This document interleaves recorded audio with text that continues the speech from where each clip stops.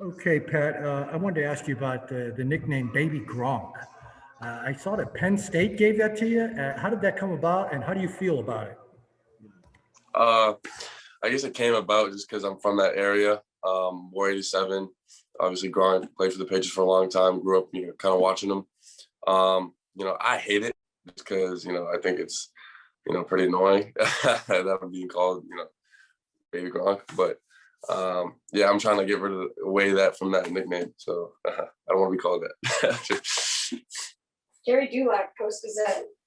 Hey, Pat, just talk a little bit about both your ability to catch the ball and block, being a kind of a two-dimensional tight end. And Steve Jones told me you never dropped a pass in the red zone while you were at Penn State.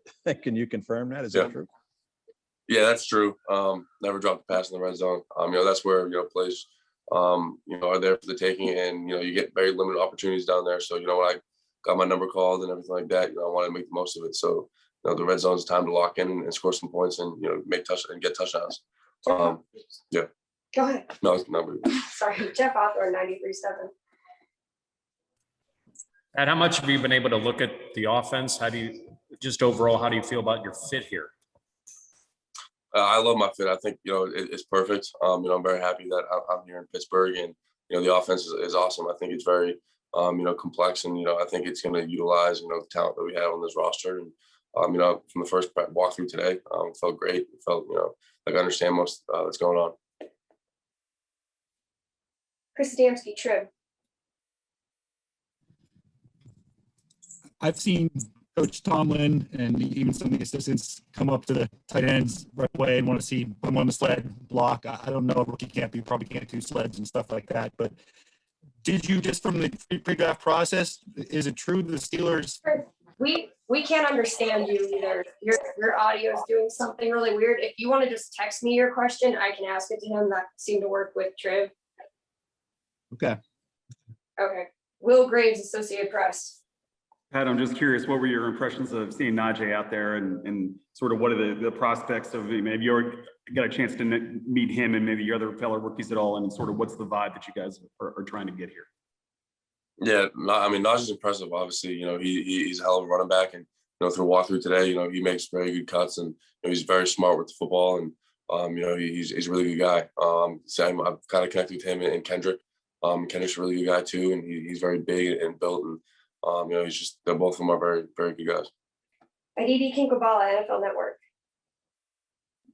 Hey, Pat, you mentioned the offense earlier, and you said already you really like it. Well, for all of us, this is a new offensive coordinator, so we're really not familiar with what's going on. Can you tell us what about it do you like? What appeals to you? What has you feeling like, okay, this is going to be something that can really run all over the league with? Yeah, it's complex, but it's simple in the same way. I think, Coach Canada puts, guys in the field where they can create mismatches. And, I think he does a good job just kind of understanding and kind of, figuring out what the defense weaknesses are. And I kind of can see that with the looks that he gave out there for the look team today, and just kind of what he's put together, in camp so far. So, I really like the offense, and I enjoy being in it so far. And since Thomas left me open, thank you, Thomas. Pat, one more. What sort of interaction have you had with Ben Roethlisberger so far? Yeah, so he actually called me, the day after I got drafted. He reached out, and he's an awesome guy. He's taking me and Najee and Kendrick out to dinner tomorrow night.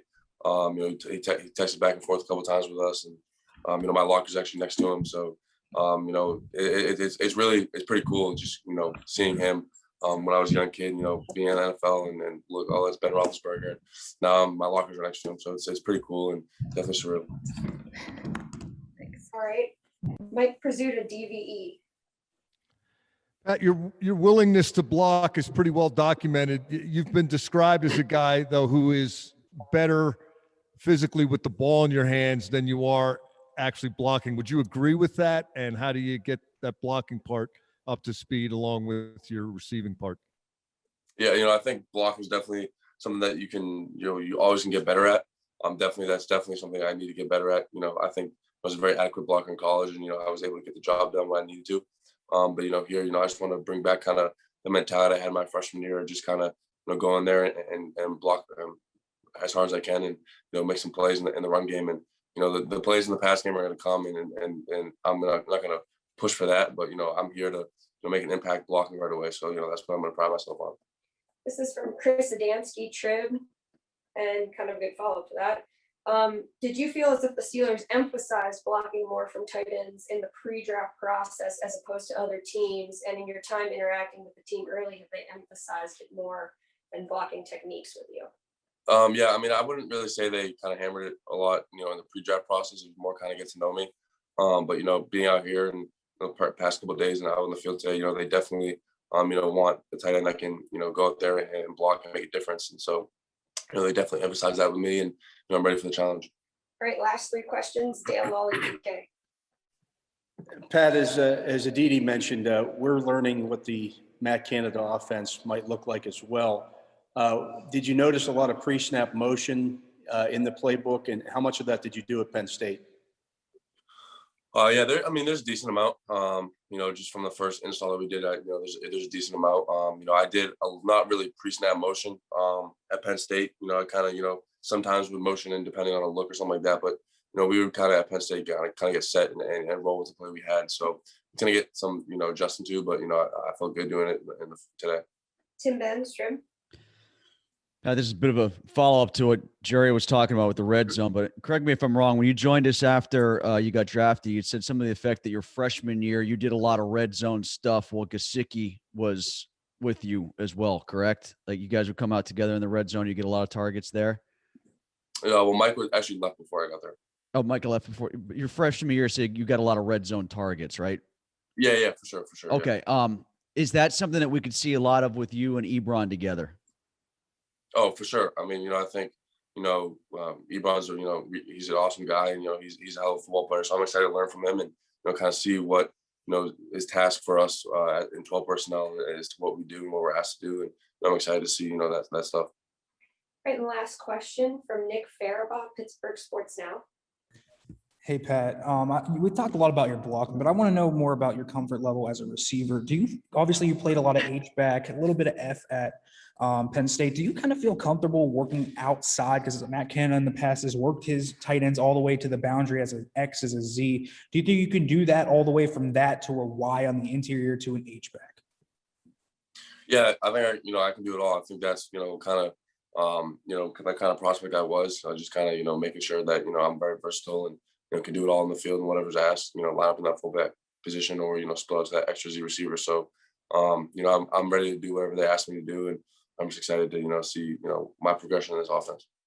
There was a video of you doing Nordic curl just before your pro day. Why was it so important for you to set a goal to do one during your training with Duke Manyweather? And how does that toughness in training translate to your play on the field?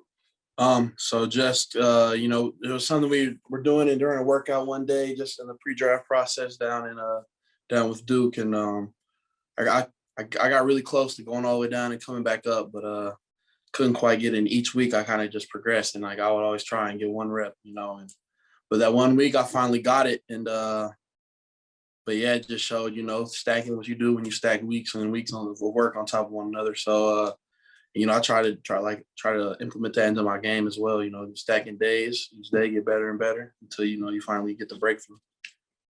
Dale Lawley, DK.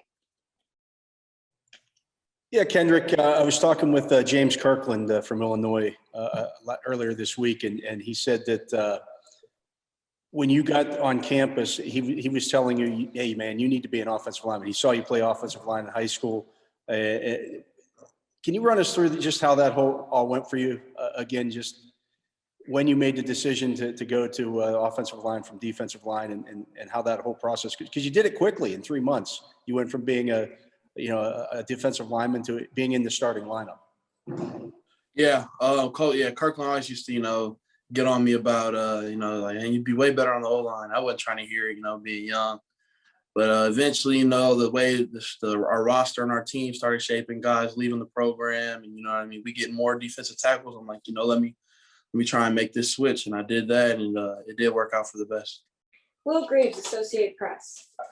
Hey man, it's hard not to notice that jersey number you're wearing today. I'm sort of curious, did you have any say in that, or did they just sort of hand it to you? And is it intimidating to wear a number of a guy who obviously excelled at that position that you now ostensibly are trying to fill in it. Yeah. No, they didn't hand it to me. I kind of, I wore 53 since high school. Obviously at Illinois I wore it as well, and so I kind of requested it. And knowing that he had retired, I feel like maybe they get it. I was fully prepared for him, to keep it off, but they let me have it, and I'm trying. I got big shoes to fill, so I'm gonna work towards that. Let's try Jerry Dulac, Post-Gazette. Hey, Kendrick, what is the biggest change or maybe difficulty of playing center rather than guard? Is it physical or is it mental because of maybe all the calls and everything you'll have to make? What's the biggest difference between the two? I'm real comfortable at both. Obviously, like you said, at center is a little bit over mental side of the game, but I'm fully prepared to swing that as well. So, but yeah, I would definitely say the mental part is a little different. What is the physical challenge, Kendrick? Really not too much, man. It's all the same, playing physical, playing aggressive, and coming off the ball hard.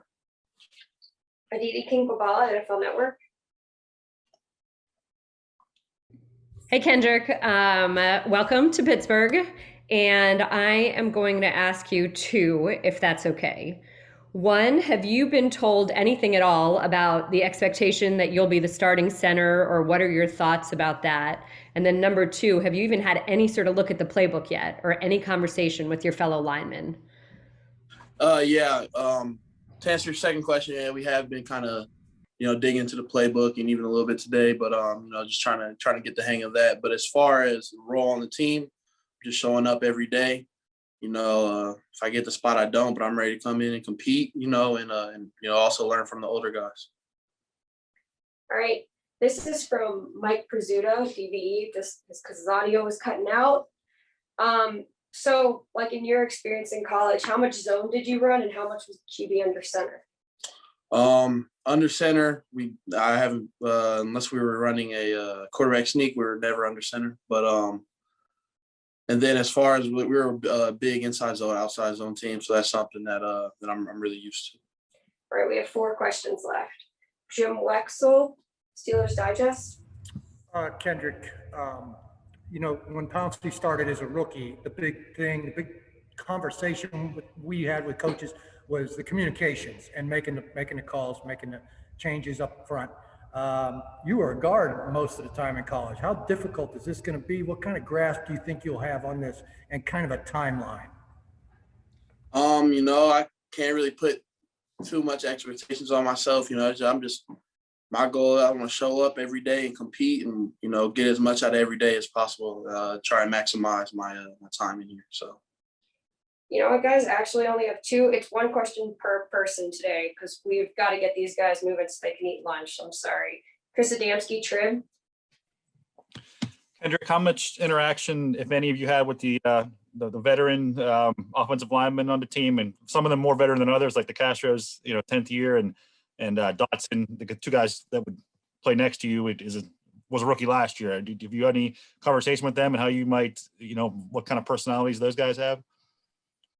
Yeah, just kind of them reaching out through text or a phone call here and there. Haven't met anyone in person yet, but yeah, just everybody congratulating me on the draft and things like that, and welcome me aboard, and I'm excited to work with them.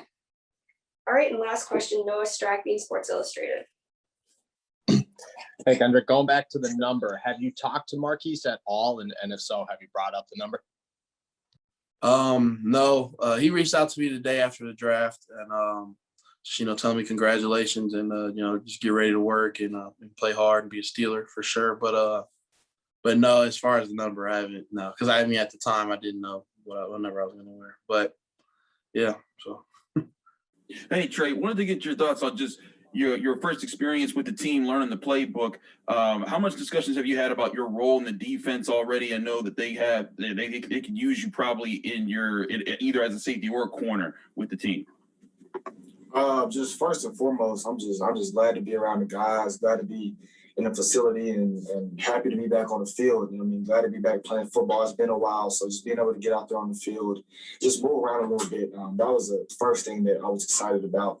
And for me, just a guy that can play any position on the back end, just wherever the coaches need me, back there on that back end, whether it's corner, nickel, safety, whatever they need me to do, I'm all for it. To help the team, help the team get to the ultimate goal, to help the team to be better. Noah Strackbeam. Hey Tre, I don't know if you've talked to Cam Sutton yet or watched any of his videos, but he's his highlights, but he's pretty much what you're here to do now as a Swiss Army knife. Have you talked to him? Have you watched any of his film? What are your thoughts on him? Actually, Cam and I, we trained at the same spot out there in Tampa, so I kind of knew of him before I had got here. And he actually reached out to me after the draft, as soon as it had ended. I mean, kind of extended his arms as a big brother, as a guy that's been here. So definitely can't wait to sit down and pick his brain and kind of just get to know more about this defense, and so I can know the ins and outs, and I just continue to learn and get better. Brian Backo.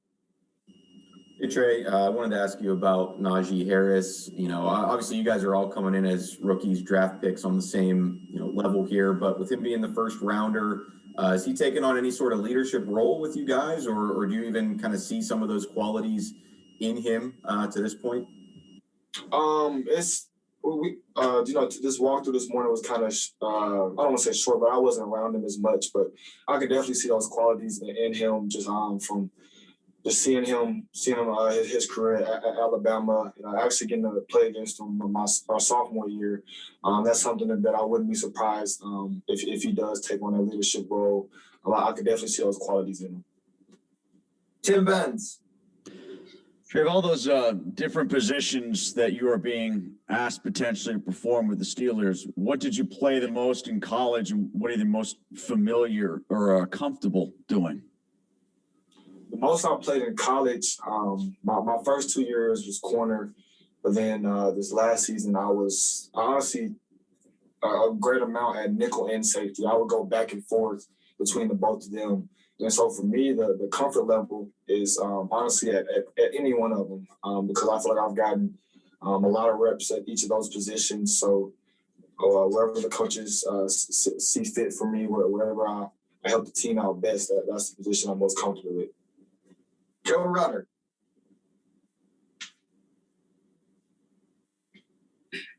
There we go. Hey, Tre. Have they talked to you at all about focusing on just one position here, or do they want you to learn a little bit of everything?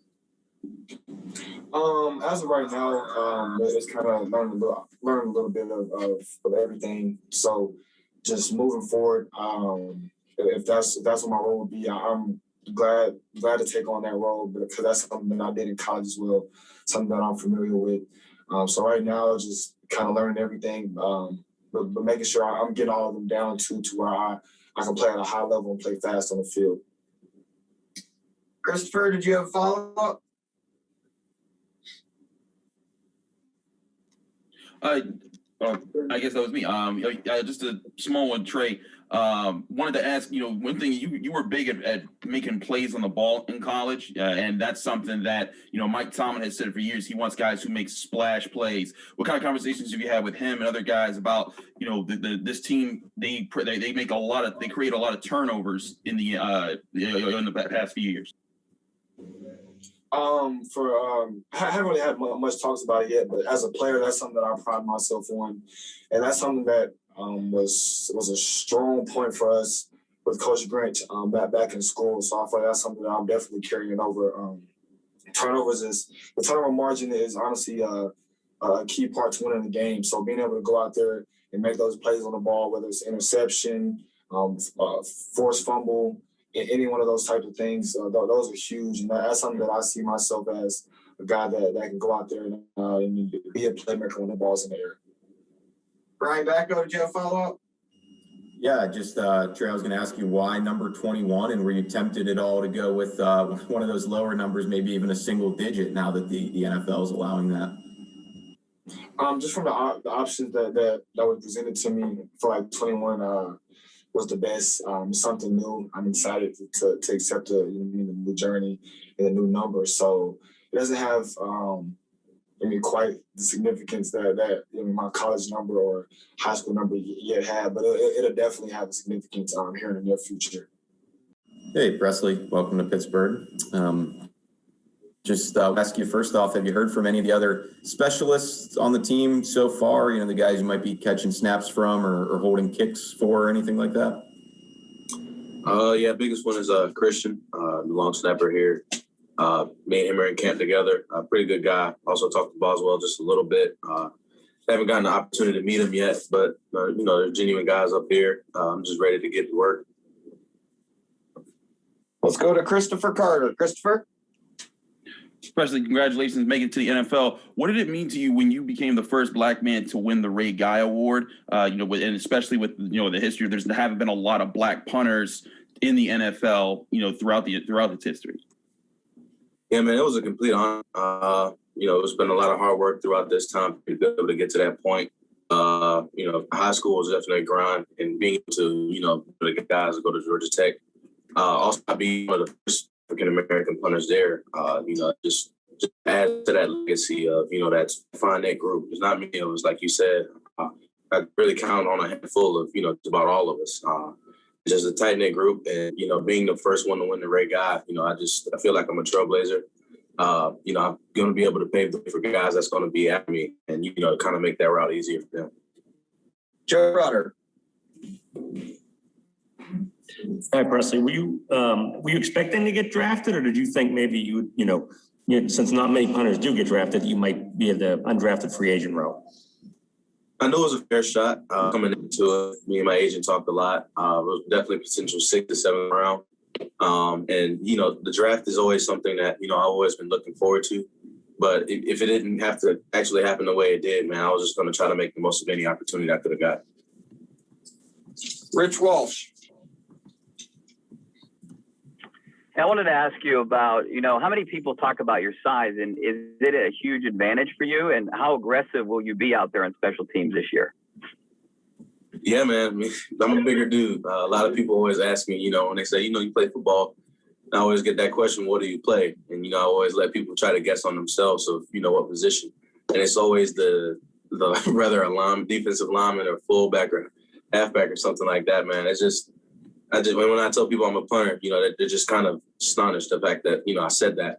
But, when you look at me, I don't look like it, but I put a lot of dedication into, getting myself to the position where I am today. I kind of thrive on it. Being unique is a little bit, a lot of people are unique in their own ways. And mine is my size. I bring something else to the table, got a strong leg. And just being in my frame, I feel completely comfortable with it. And, I'm just ready to ball. Jeff Hathorn. So what were your pre-draft conversations like with the Steelers, and when did you know that they were really interested? Yeah, so Coach Danny Smith, special teams coach here, actually ran my pro day. He's actually a coach that coached at Georgia Tech too, back in he won the 1990s championship there. So he had ties at Georgia Tech, and I knew that kind of ahead of time. And when he got there to talk to me a little bit before pro day, told me he was probably going to be the one running it. It was something that, I know the organization, I know where it comes from and all, and especially him too, being a successful coach. It meant a lot to me, especially a guy that already went to Georgia Tech and coached there and, came through the ranks and know this organization and know the NFL, like from the front and back of his hand. It meant a lot to me for him to be able to be there every step through the way. This process has been tremendous. We're here today because of it too. Mark Caboli. Hey, Presley, I assume when you were younger, you played youth ball, you played high school and other positions. How did you get hooked up with punting and you knew that was your future? Yeah, so growing up, I played offensive line when I first started playing Pee Wee football.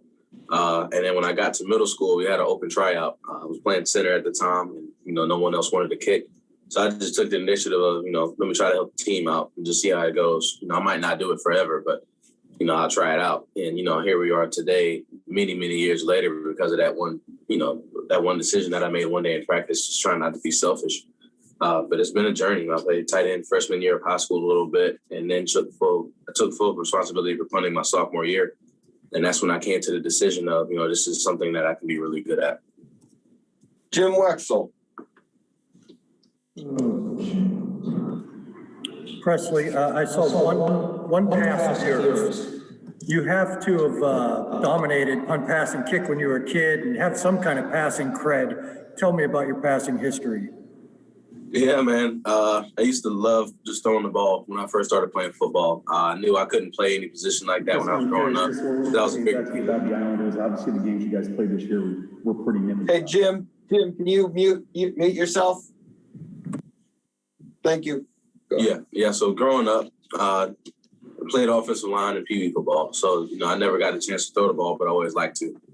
So when I got the opportunity, when I got up in college, I've already made myself full aware of the fact that I can throw, and just kept trying to tell my coaches, whenever you want to make that opportunity, trying to have throwing fakes, I would like to try it.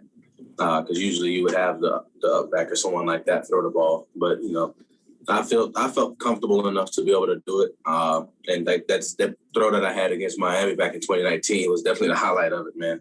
And, it just shows that, I'm versatile. I'm a bigger dude. I got a strong leg, but, whenever a fake needs to happen, I can try to execute it the best I can.